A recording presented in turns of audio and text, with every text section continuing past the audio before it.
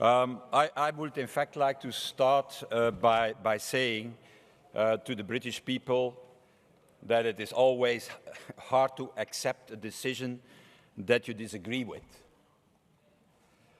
But we have to accept it.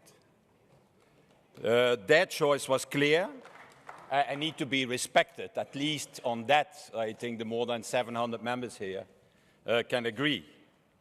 So it's in my feeling, not so much the choice that they have made that is hard, because, let's say it, choice that is the essence of democracy and of our democracy. What makes it so hard for me, and I think also for the other group's leader and for everybody here in this House, is the way it succeeded. The absolute negative campaign.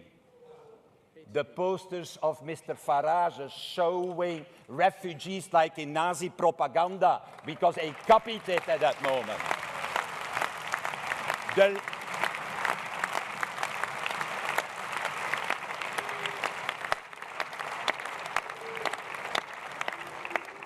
I never thought it was possible that somebody in this House should do a thing like that. The lies also on migration. The lies on, oh, Turkey will join the Union next week.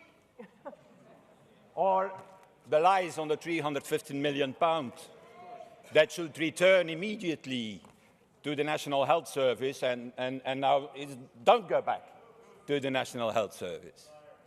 It's that climate of fear that has been created, of negativism that has been created. That is the most shocking thing of what happened in Britain. Not the choice of the people, because the choice of the people is democracy.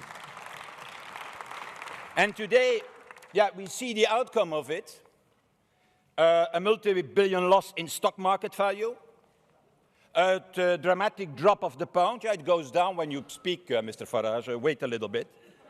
Standards and Poor has downgraded the British currency, and every time Mr. Boris Johnson speaks, the more the British currency slips.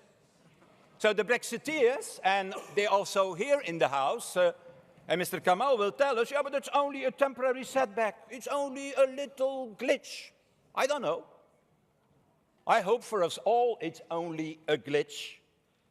But what I do know is that we need the fastest as possible to end this uncertainty as soon as possible. That is needed now. And the worst thing that can happen is to continue this uncertainty. Only the immediate evocation, I think, of the procedure for a clean separation as foreseen in the treaty can end what I call the toxic climate that have been created since Thursday of last week. A toxic climate that is bad for business, bad for investment, bad, Mr. Farage, for all hard-working, ordinary, decent people. And triggering the so-called Article 50 is not a punishment. What we are talking about for those who voted to leave, it's quite the opposite, I should say. It is respecting their choice if we do so. But it is an act against the bickering of the Tory leadership for the moment and against the selfishness of one man who is ready to do everything, even to sacrifice the voice of 70 million British citizens and the interest of 60 million other citizens to become Prime Minister of the UK, or should I say, Prime Minister of the dual kingdom of England and Wales, for the moment. So we both, and I say to those, the British representatives, our colleagues here, we both, Brits and Europeans, cannot afford to be stuck in limbo. Let's be honest. Mr. Kamal said, yeah, we need to negotiate, we have to prepare ourselves. Prepare ourselves? Prepare ourselves? The Leave camp is adrift for the moment. Lost, rudderless. Mr. Kamal is voting for a Leave, and his colleague from the Polish delegation asked for a new referendum in Britain. Is that the certainty we need?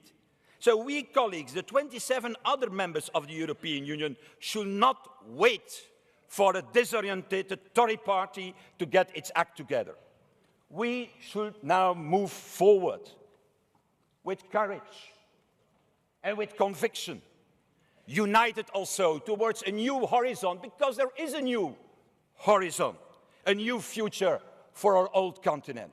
And to succeed this, Mr. Chairman, I can tell you, and I will say to all colleagues, we don't need a lot of imagination.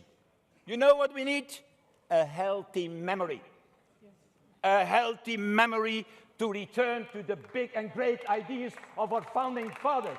There is what we need. And today that is very clear what it means. What it means, Jean-Claude. It means 4 things. We need an effective European government for the Union and for the Eurozone. Let's make it.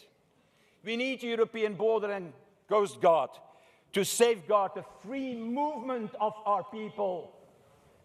We need a European capacity to fight against terrorism and transnational crime. And we need, I think, also the fastest as possible a defense community, as the Americans are no longer prepared to pay for the free riders we have become so long time ago.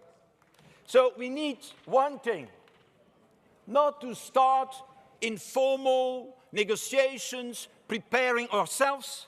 We need to show to the people of Europe that we are capable of building a new and better Europe, a union that can really address the many crises that face. In short, and I conclude, let us do for one thing, a thing that is un-European and exceptional. Let us use for once this opportunity. I said, Mr. Chairman, the power of this House, the cradle of European democracy, to put Europe back on track. And let's not wait to do it.